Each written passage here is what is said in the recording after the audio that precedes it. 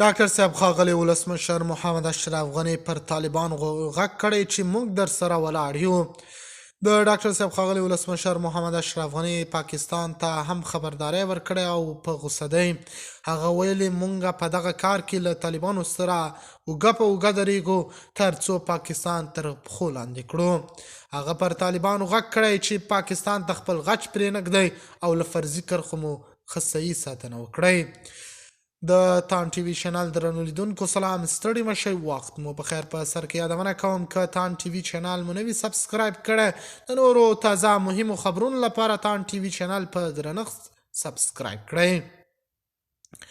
پخوانی ولسمشر محمد اشرف غني د پاکستان وروستیو هوایي بریدونو ته په غبرګون کې افغان طالبانو په کلکه وغندل او ویل چې د هیواد د خاورې دفاع د هر حکومت اساسي مسؤلیت دی. غني زیاته کړه چې د کونړ، خوست او نورو سیمو بمباري د افغانستان ملي حاکمیت څرګند نقص دی او طالبان باید د احساساتي شعارونو پر ځای عملی اقدام وکړي.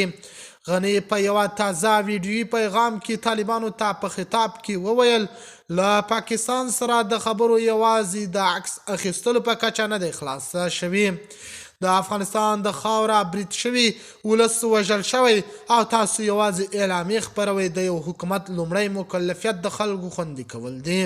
نوموړی ټینګار وکړ چې د پاکستان بریدونه د سیمې امنیت خرابوي او طالبان باید له نړیوالو لارو د افغانستان حق وغواړي، نه دا چې چوپ پاتې شي. غني زیاتوي چې د دې ټول بریدونه دوام به د افغانستان لا زیات بې ثباته کړي او د سیمې راتلونکی به له خطر سره مخ کړي. د تان ټي وي چینل درنو لیدونکو دا و زموږ ته د مهال چمتو کړی خبر. د نورو مهمو خبرونو لپاره تان ټي وي چینل په درنښت سبسکرایب کړئ. د الله په امان، تر بیا ښې چارې.